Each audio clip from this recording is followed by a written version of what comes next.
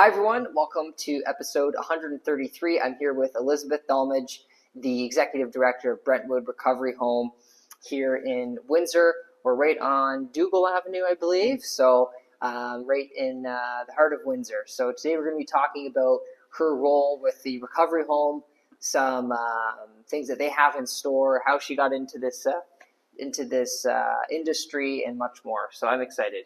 Excellent. Me too. So, Thanks. Elizabeth, thanks for being here. Every show I have a question relating to coffee. Where would you say near here or in Windsor would be your favorite place? So honestly, the answer to that question is it's wherever my friends and family are. Okay. I just love having coffee and conversation. Yes. And so it's all about the people for me. Good. Happy to hear that. It's the first time I've gotten that answer on the show, so it's quite unique. Now, what inspired you to enter the field of addiction recovery? How did this all happen? So I've been in healthcare for over 40 years now. Started my career as a nurse, and have always been about helping people. Always had lots of experiences with really helping people who are some of the most vulnerable people in our society, and that's been my greatest source of joy and job satisfaction. And so when this opportunity presented itself, that combined with my lived experience as the wife, ex-wife, and stepmom of children disorder, it just seemed like it was a really great fit. Yeah. And how have you been enjoying it? It's been, you said three years? 3 years as ED? Yes. I love it. Every day brings a challenge, and that is something that I had wanted and been asking for in my career. And I won't say that this role isn't without its challenges.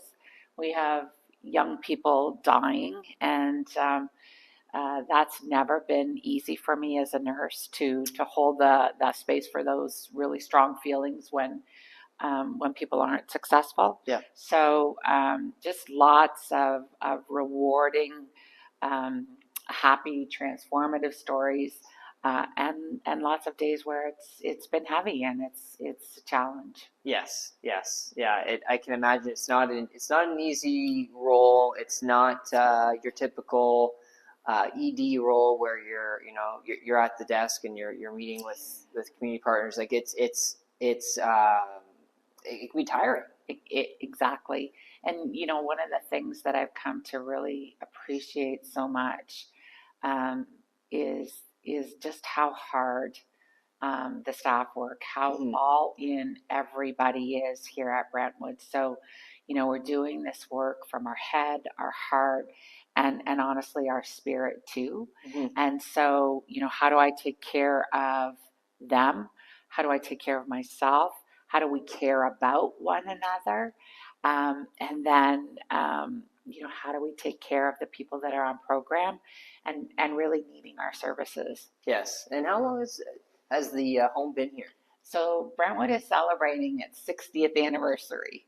This year? This year. Okay, yeah. This is a timely interview. That's awesome. Yeah. So, there's really this incredible legacy that we've been left. Brentwood was founded by Father Paul Charbonneau, Catholic priest who really recognized the need for people with addiction disorder. Started Charity House 60 years ago and have built it into this organization that we have today, being one of the longest treatment centers here in Ontario. Really? Yeah. So, you can imagine that over that 60-year history, what we experienced back in the beginning with a large number of people who had alcohol addictions and the modern drug epidemic that we have today, the nature and the challenges that our people on program face have really, they're the same, but they're different, right? And so we've had to work to preserve the legacy and some of the traditions that we know from our history have been successful, and then add some of the modern day treatment and strategies to helping people find recovery. Now, is most of what takes place here led by donations? How? Yes, how do we get our funding? It's Yeah. a great question. So, some of our funding comes from the Ministry of Health. Mm-hmm. So, they fund a certain number of beds at a certain amount of money.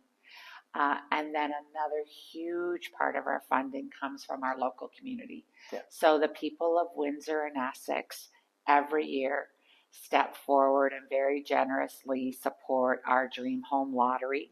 Yes. Our 50/50 tickets, um, donations, all of those fundraising events that we hold here. Mm-hmm. Those really help us cover the shortfall in the ministry funding and then provide some of the extra programming and services that make Brentwood one of the very few programs in the province that actually provide lifelong programming and services for people who are recovering from addiction disorder. Mm-hmm. No, that's really great, and it's definitely needed. I imagine you're seeing more and more. I guess people that are seeking the program. Yeah, each year. So the demand really has increased exponentially post pandemic. Mm-hmm. We all know that mental illness, trauma, profound grief play a role in addiction. And so, yes, the demand for services has gone up exponentially at a time when funding hasn't gone up, Mm-hmm. and expenses have gone up. So Yeah. it's it's really challenging. I think the other thing that we've learned at Brentwood is that you really need to tailor the length of stay for a person on program to be very specific to that person, Mm-hmm. what their goals are, what their needs are, and what their circumstances are that um, impact them way beyond just the addiction, right? Do they have housing? Do they have a decent income? Is there a roof overhead and food on the table? What supports do they have? And so we can't just treat the disease anymore. We have to be thinking about all of those other needs that have to be met in order for them to be successful on their recovery journey. Yeah, there's so many factors going on in somebody's life that it's not just like you mentioned, it's not just the addiction itself, it's everything that surrounds that person, right? Exactly. Exactly. And so, part of what's happened for us over the last few years is we've really been developing relationships with community partners. Awesome. So we are so blessed to have a number of community partners that work with us, partner with us in the care of the people that are here on program. So, for instance, we have a Windsor housing person who's here on site once a week to help our team, help our people to get their housing situation sorted. Um, we have community partners who specialize in things that we do not: domestic, intimate partner violence, sexual assault recovery, really deep trauma issues. Those partners are invaluable to us. So building those community partnerships is obviously one aspect of your role, but for those that are watching that are looking to learn more about what does an executive director of a recovery home have to do on a day-to-day basis? What's that like? A little bit of everything. So my favorite part is always the people part, whether that people part is supporting, caring, mentoring, coaching, teaching the staff and my colleagues that I work with, having conversations with people on program who have specific needs that rise to my attention. And then it's a lot of making sure that the system and the structure is in place where the team can thrive and where the people on program can thrive. So, some of it is probably not the glamorous stuff, but it's really those key enabling things that, if we're financially stable, if we're building sustainability, if we have policies, procedures, practices in place, then I make everybody else's role here easier. And then that makes it easier for them to do the work of being with the people on program and supporting them. So it really is a kind of a team leader. Yes, and, everything. And cheerleader and just supporting the whole. It takes a village, and I think here in this role, I've really come to understand how important it is to just use your heart, head, and spirit in the role every day. And now it's been 3 years. What are you most proud of so far? Oh boy, great question.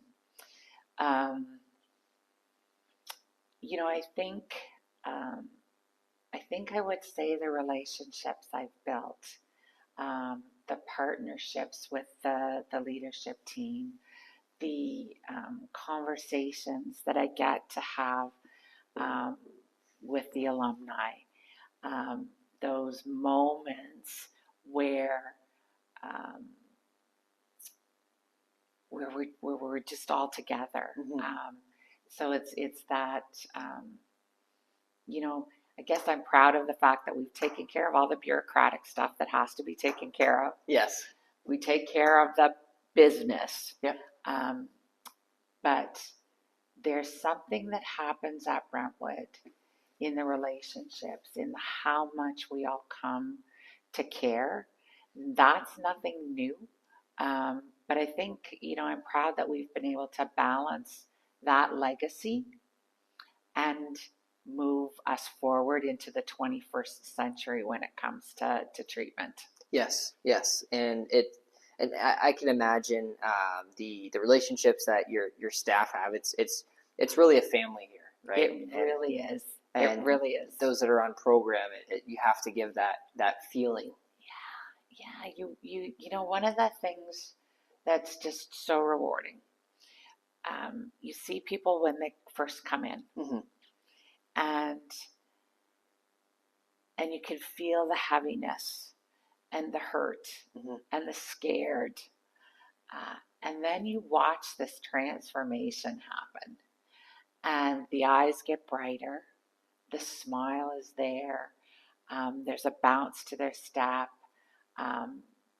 You just, it's the most amazing thing to go through that journey, to watch that transformation, and to know that we've really made a huge difference in that person's life. Yes, absolutely. And I can't even imagine that feeling that you guys feel every day, right? And obviously lots of stress and emotional times, and you need to be strong to be in your role, but also your staff as well, because it can be very difficult to cope with. Yeah. It certainly is, of all the amazing roles I've had, and I've had a great career. This is by far the most rewarding and the most challenging. Yes. I see. There's a lot of Kleenex, so there's a lot of days that are difficult, right? And how do your staff that are here, they're working one-on-one with those on program. How do you make sure their spirits are always lifted? Like it can be tough, right? I have family that works in housing, and they see a number of things there, right? So it can be difficult on their home life as well. So how do you encourage people on your team? How do you brighten their day, I guess? So one of the things that's unique in this workplace is that we really don't have to come to work wearing a mask. So many of the staff are people with lived experience, so they are on their recovery journey too. There are many of us who are not necessarily recovering from addiction disorder, but we love people who have addiction disorder. Yeah. So there's an understanding that it's okay to be vulnerable. It's okay to ask. Not only is it okay, it is absolutely supported and encouraged for us to ask for help. Mm-hmm. And that's what we do. We help one another. So our compassion extends not just to the people on program, but our compassion extends to one another and to ourselves. And so, there's this this culture, I guess, Yes. That is very open to recognizing that we can't be all things to all people at all times, and so we hold space for one another. It's okay to make a mistake. Yeah. It's okay to have a bad day. I had been here for a little bit of time, and the leadership team and I were working on, okay, what are some strategies? And we introduced wellness days. So everyone gets one day a month where they can just tap out and just say, you know what? I need a self-care day. And no ifs, ands, or buts about it. Take a self-care day. Mm-hmm. And someone else steps in to cover the work that needs to be done. Yes. I think that it's important. It's really important. So we're not coming here putting out energy wearing a mask. Mm-hmm. We're just really real. Yeah. And we're okay to be vulnerable. We understand, our culture understands recovery is all about making connections, mm-hmm. belonging. And so we're okay belonging and supporting one another, making connections with one another, and holding that space where we can be vulnerable and real, and not have to be faking it. Yes. And how would you describe your leadership approach with your team? How does that work? So I'm really all about co-designing, co-creating, collaboration. I don't believe any of us can equal the magic, the excellence that can happen when you're using the collective brilliance. Okay. So we approach most things with what's our vision? So are we clear about our vision? And we are. Everybody's all in on Brentwood's vision. And then how do we achieve that vision today? Mm-hmm. How do we address this? Recognizing that vision. And then you get all of this wonderful idea generation, collective thinking and sharing and trying things out. I've been in healthcare a long time. Usually we're pretty risk averse in healthcare, understandably so. Mm-hmm. At Brentwood, though, and I think part of my leadership style has been, how do we do this together? Yeah. There's no command and control. There's no top down. Mm-hmm. We have excellence and expertise all across the team. Yep. How do I create an environment where that gets to drive some of the work that we're doing, some of the changes that we need, and preserving the legacy stuff? That's how we roll. That's how you roll. That's an excellent. I like the not so much top down, but bottom up, and you're seeing that pyramid flip in many organizations is letting your people lead and I think Father Paul was well ahead of his time when he really created this value here, that the fellowship, the alumni, what we call the mm-hmm. fellowship, people that have graduated from the program, really need to be an integral part of everything that we do. And so we've created lots of mechanisms to make sure that happens. Yes, it's very, very good to see and appreciated. What are some upcoming things at Brentwood that you can highlight that you're working on, ways the community can get involved and support you? So always lots of things that we're working on. We put a fair bit of emphasis in making sure that people in recovery know that recovery can be fun. So our next big our next big event is our annual family picnic. Oh, And excellent. that just turns the entire grounds into all kinds of fun activities for families, young children, teenage children, all kinds of things to do. So that's coming up in July. We're going to have a 60th anniversary celebration in September. Terrific. So lots of work happening for that. We're working on continuing to build our infrastructure. So the bureaucratic policies, procedures, processes, really putting to paper some of the things that we've always done and making sure that historical knowledge carries on. Here's forward, yeah. And just making a difference to the people that come for treatment. Yeah. How can the community support us? Just the way they always have, supporting our 50/50 lottery ticket. It has to be the most popular lottery in the area.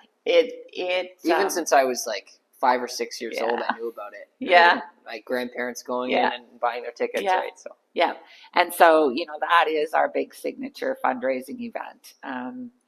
And that starts again the beginning of October. So we're in the process of getting all the T's crossed and I's dotted to get the home being built. Yes, and I believe you partner with Norbuilt to do that. Construction. Yes, he's. I've been bugging Norbert to get on the podcast. Yeah. So amazing new partnership. That's one of the comments I would make, or one of the things I guess to celebrate. We've had this amazing partnership for years and years and years with Lake Point Homes. Yep. And then Lake Point Homes was changing direction, and we were able to create a partnership with Norbuilt. We're heading into our second year with Norbert and his team. Yep. Just an amazing partnership. And very quickly they stepped up. You can see there's amazing. Everyone's looking to get involved any way they can.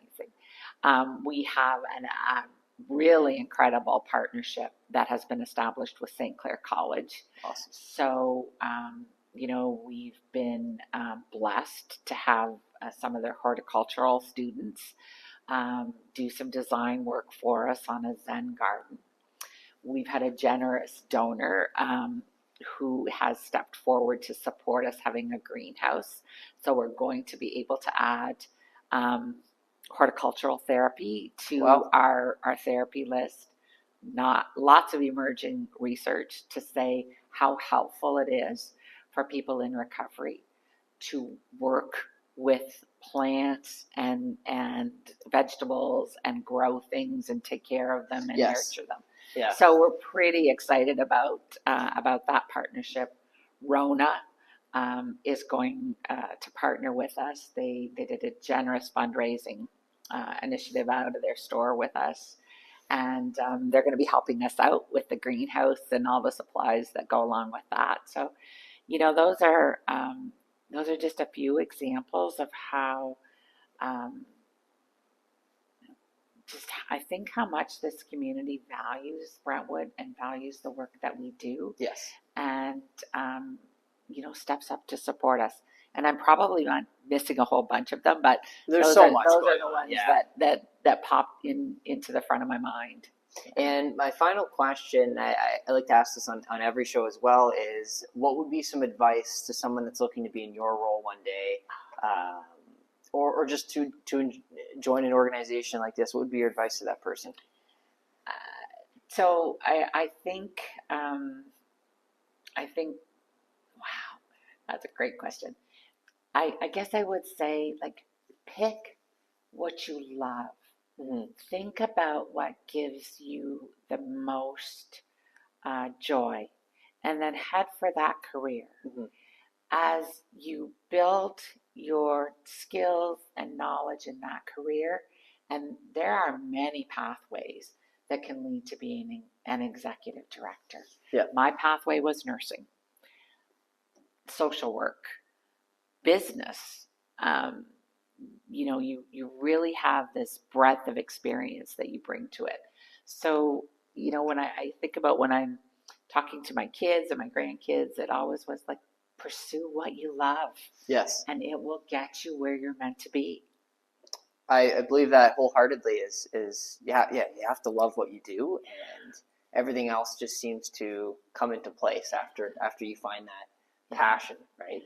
And for people, it's tough to find. Like, I think about I think about all the things that I thought of as a teenager and as a young person trying to pick, okay, what am I going to pursue? Yeah. And I kind of fell into nursing. Knew I wanted to help people, but that was the only clarity I had. I was really thinking about teaching, but in those days there weren't a lot of teaching jobs. So I landed in nursing, and I have had opportunity after opportunity through my 40 years to just really pursue different courses, different organizations, different work experiences. And, I truly believe that it was all of that got me ready to be an executive director, that created that, not just the knowledge, but the emotional capacity and the skills to do this work. It does. It prepares you, all the 40 years of nursing and all those life experiences. It adds up, and it makes you attractive to the role as well. If whatever the board's deciding on hiring a new ED, is that you're bringing knowledge from different sectors, and I think that's so important. I think one of the other things about being an executive director is just really knowing that you have a team and that it's a team effort. Yes, you're in the lead. Yes, the ultimate accountability rests with the executive director. Yeah. Someone has to be accountable and accountable to the board. It is a team, though. You're not alone. No. And in fact, as I look through my career at the leaders that I have followed, those leaders that knew that they could depend on their team and let their team help them were the best leaders to work for. No sense in micromanaging. Exactly. Let them fly the nest. Exactly. And this was really exciting. I mean, it's an important recovery home that we have in the area, and one of the top in Canada, I would imagine. So we certainly are one of the top ones in Ontario. I can't speak to Canada, well, but we've been around a long time. Yes, and we know what we're doing. Yes, and you're doing great work, and it's so appreciated for everyone in the community, and it's people need help, right? And we need an organization that's there to provide that guidance. And I would say more than ever in this particular field, we need an integrated system where partners are all working together. Yes, and the community supporting all of us. 100%. I agree with you. So thank you very much. I really appreciate this. This is episode 143. For those that are wanting to rewatch it, just visit coffeewithcraner.com. But as Elizabeth mentioned, there's a lot of exciting things happening here at this recovery home. Be sure to support. Buy your 50/50 tickets. Yes, please. Make sure you come out to the 60th anniversary in September. Thank you very much. Awesome. Thanks, everyone.